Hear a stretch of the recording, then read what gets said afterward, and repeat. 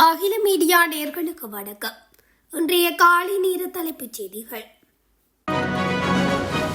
Iran போரில் உச்சகட்ட பதட்டமாக இஸ்ரேல் அமெரிக்க படையின் தாக்குதலில் ஈரானின் தலைமை மதகுரு அயதுல்லா அலி கமேனி கொல்லப்பட்டுள்ளார். இதனைத் தொடர்ந்து அமெரிக்காவுக்கு ஈரான் தக்க பதிலடி அளிக்கும் என்று சூளுரைத்துள்ளது. மத்திய கிழக்கில் நிலவி வரும் பதற்றமான சூழலில் அமெரிக்கா மற்றும் இஸ்ரேல் நாடுகளுக்கும் ஈரானுக்கும் இடையே இப்போது பூதாகரமாக போர் வெடித்துள்ளது. இதனால் ஈரானில் பதற்றமான சூழல் நிலவுகின்றது. இந்நிலையில் அலி கமேனி கொல்லப்பட்டதற்கு சீனா கடும் கண்டனத்தை பதிவு செய்துள்ளது.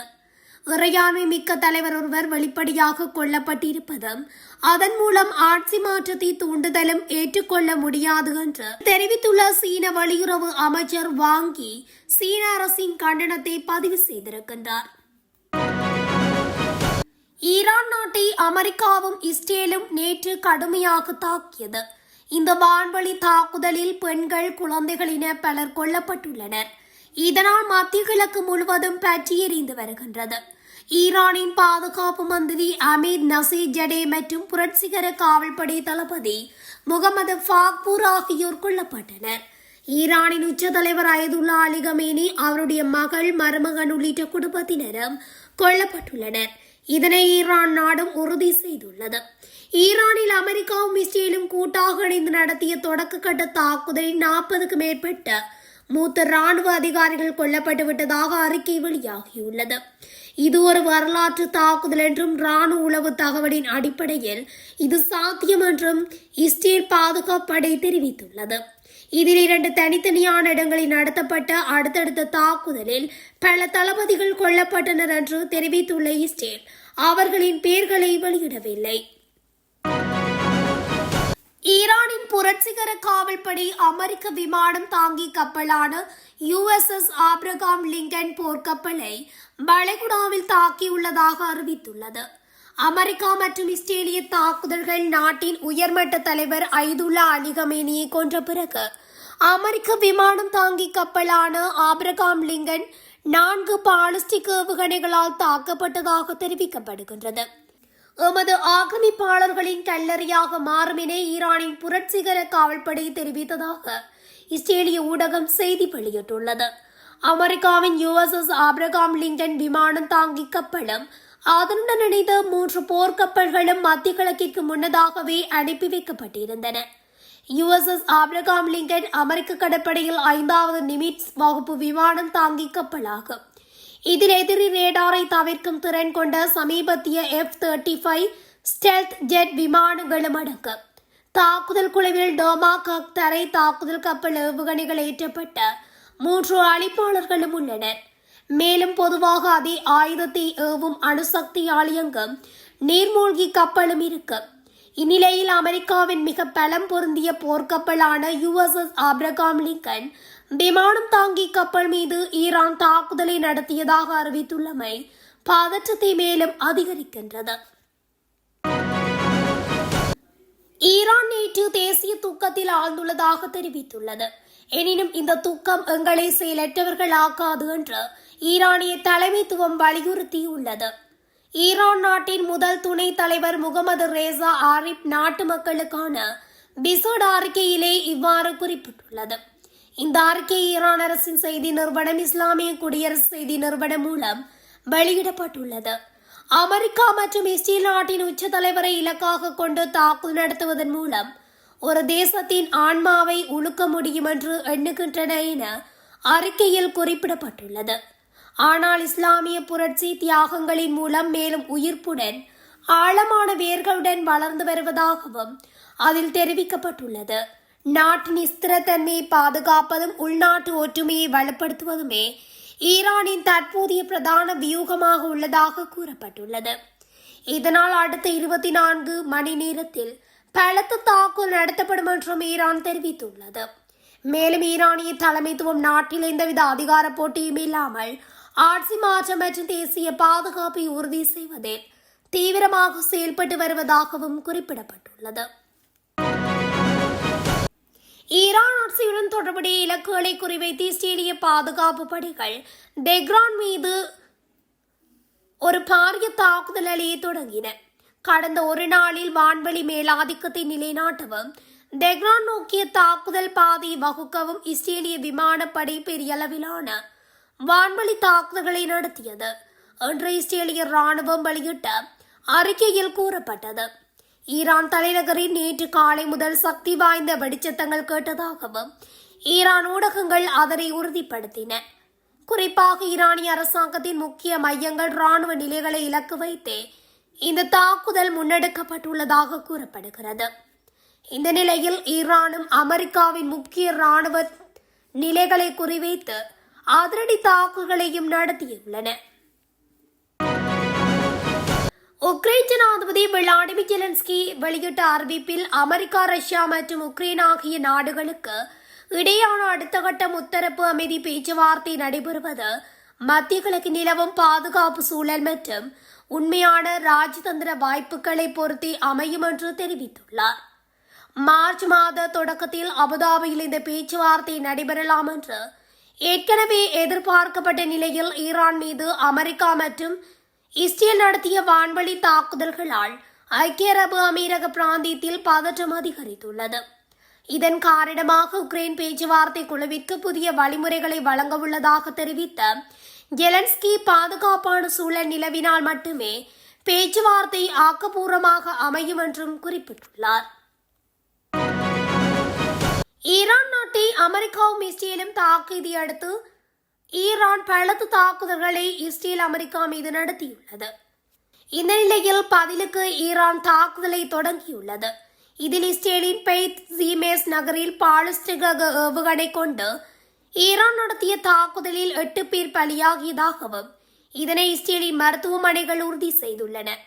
இந்த ஏவுகணை குடியிருப்பு பகுதியை தாக்கியதில் 27 பேர் காயமடைந்துள்ளதாகவும் அவர்களில் 2 பேரின் நிலைமை கவலைக்குரிய வகையில் உள்ளது எனவும் வைத்தியர்கள் தெரிவித்துள்ளனர்.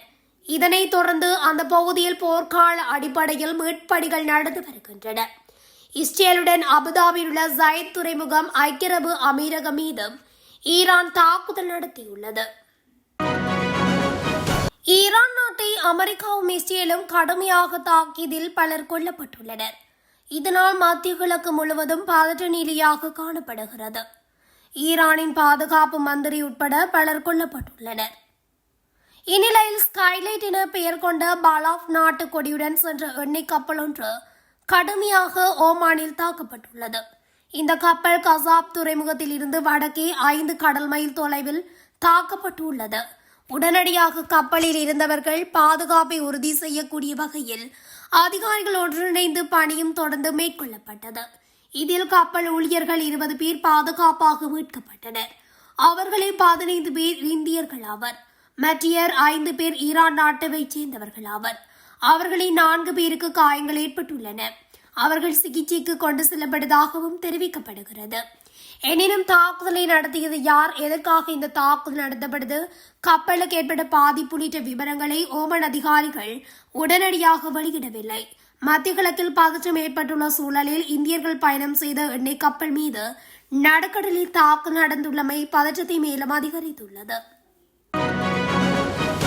ஈரான் தலைவர் ஐதுல்லா அலி கமேனி நேற்றிரவு அமெரிக்கா இஸ்ரேல் நடத்திய கூட்டு தாக்குதலில் கொல்லப்பட்ட நிலையில் ஈரானில் இருந்து எதிரி நாடுகளை நோக்கி ஏவுகணைகள் தொடர்ந்து பாய்ந்து வருவதால் மத்திய கிழக்கு முழுவதுமே அச்சம் அதிகரித்து காணப்படுகிறது. ஈரானை பொறுத்தவரை கமேனி தான் உச்ச தலைவர். அவர் சொல்வதுதான் இறுதி முடிவு. ஆனால் அவர் சரியில்லை என்றால் அதை மாற்றவும் அந்த நாட்டு சட்டத்தில் இடம் இருக்கிறது. இப்படி இருக்கையில் ஈரான் அணுகுண்டு தயாரிக்கிறது என்று சொல்லி கமேனியை அமெரிக்காவும் இஸ்ரேலும் கொண்டிருக்கின்றன. இதனையடுத்து அமெரிக்காவின் நட்பு நாடுகளாக உள்ள அரபு நாடுகள் மீது ஈரான் தன்னிச்சையாக தாக்குதல் நடத்தி வருகிறது. தங்கள் தலைவர் கொல்லப்பட்டிருப்பதால் ராணுவம் மற்றும் புரட்சி காவல்படைகள் ஆக்ரோஷமாக தாக்குதல் நடத்தியுள்ளன. கமேனி இறந்த பின்னரும் இந்த தாக்குதல் எப்படி சாத்தியமானது என்பது குறித்த தகவல்களும் வெளியாகியுள்ளன. ஈரானை பொறுத்தவரை அந்நாட்டு அரசு 2 பிரிவாக இருக்கும். ஒன்று அதிகாரப்பூர்வ ராணுவம், இன்னொன்று புரட்சிகர காவல்படை. இதில் புரட்சி காவல்படைதான் மிகவும் ஆபத்தானது. இருப்பினும் 2 படைகளுக்கும் உத்தரவிடும் அதிகாரம் உச்சபட்ச தலைவருக்கு தான் இருக்கின்றது. ஆனால் போர் போன்ற சூழலில் உச்ச தலைவரின் உத்தரவு இல்லாமல் புரட்சி காவல்படைகள் தானாக இயங்கும். இதுதான் தற்போதைய தாக்குதலுக்கு காரணம். காமேனி கொல்லப்பட்டதற்கு பழிவாங்க சபதம் செய்துள்ள இந்த அமைப்புகள் ஈரான், இஸ்ரேல் மற்றும் மத்திய கிழக்கில் உள்ள அமெரிக்க தளங்கள் மீது ஏவுகணை ஆளில்லா விமான தாக்குதல்களை நடத்தி வருகின்றன. துபாய், கத்தாரின் தலைநகரான தோகா பகுதிகள் இதனால் பெரிதும் பாதிக்கப்பட்டிருக்கின்றன.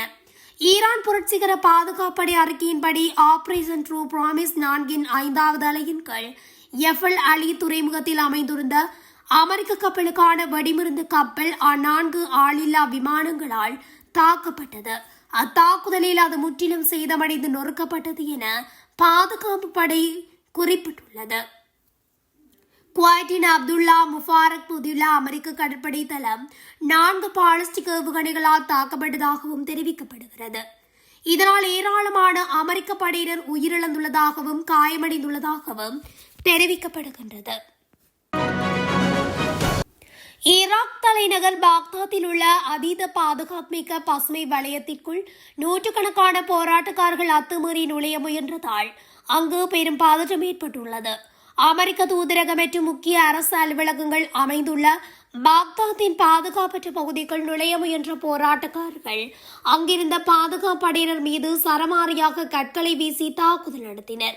நிலைமையை கட்டுக்குள் கொண்டுவர பாதுகாப்பு படையினர் கண்ணீர் புகை பிரயோகத்தை மேற்கொண்டதாகவும் இந்த போராட்டத்தின் போது துப்பாக்கிச்சூடு சத்தங்கள் கேட்டதாகவும் அப்பகுதி முழுவதும் கரும்புகை சூழ்ந்து காணப்படுவதாகவும் சர்வதேச ஊடகங்கள் செய்தி வெளியிட்டுள்ளன. வத்திக்கானில் உள்ள கத்தோலிக்க திருச்சபையின் தலைவர் பாப்பரசர் லியோ வன்முறையின் சுழற்சியை நிறுத்துங்கள் என குறிப்பிட்டுள்ளார். செயின்ட் பீட்டர்ஸ் சதுக்கத்தில் உள்ள யாத்ரீகர்களுக்கு வாராந்திர உரை நிகழ்த்திய போது அவர் இதனை தெரிவித்துள்ளார். மத்திய கிழக்கு நிலவும் பதற்றங்களை ஆழ்ந்த கவலையுடன் தான் கண்காணித்து வருவதாகவும் வன்முறையின் சுழலன்று அவர் அழைத்ததை நிறுத்துமாறு ஒரு உணர்ச்சிமிக்க வேண்டுகோளை விடுத்ததாகவும் அவர் குறிப்பிட்டுள்ளார். வன்முறையின் சுழல் சரி செய்ய முடியாத படுகொலியாக மாறுவதற்கு முன்பு அதை தடுக்கும் தார்மீக பொறுப்பை சம்பந்தப்பட்ட தரப்பினர் ஏற்க வேண்டும் என்று நான் மனதார வேண்டுகோள் விடுக்கின்றேன் என்று அவர் குறிப்பிட்டுள்ளார். ஐக்கிய அரபு அமீரகம் மீது ஈரான் தாக்குதல் நடத்தியிருப்பது தொடர்பான முக்கிய தகவலை அந்நாட்டு பாதுகாப்பு அமைச்சகம் வெளியிட்டுள்ளது. ஈரான் மீது அமெரிக்கா, இஸ்ரேல் நடத்திய கூட்டு வான்வழி தாக்குதலை அடுத்து இஸ்ரேலின் தாக்குதலுக்கு பதிலடியாக ஈரான் ஐக்கிய அரபு அமீரகம் உள்ளிட்ட பல்வேறு பகுதிகளை குறிவைத்து பதிலடி தாக்குதலை நடத்தி வந்தது. இந்நிலையில் ஐக்கிய அரபு அமீரகத்தின் பல்வேறு இலக்குகளை குறிவைத்து ஈரான் 137 ஏவுகணைகள் மற்றும் 209 ட்ரோன்களை ஏவியிருப்பதாக அமீரக பாதுகாப்பு அமைச்சகம் அறிக்கை வெளியிட்டுள்ளது. இந்த வான்வழி தாக்குதலில் முக்கிய போக்குவரத்து மையங்கள், விமான நிலையங்கள் பாதிக்கப்பட்டுள்ளது. அபுதாபி விமான நிலையத்தில் நடத்தப்பட்ட வான்வழி தாக்குதலில் ஒருவர் கொல்லப்பட்டதுடன் 7 பேர் வரை காயமடைந்துள்ளனர். அதேபோல துபாய் சர்வதேச விமான நிலையத்திலும் தாக்குதல் நடத்தப்பட்டதை அதிகாரிகள் உறுதிப்படுத்தியுள்ளனர். இத்துடன் அகில மீடியாவின் இன்றைய காலை நேர தலைப்புச் செய்திகள் நிறைவடைகின்றன.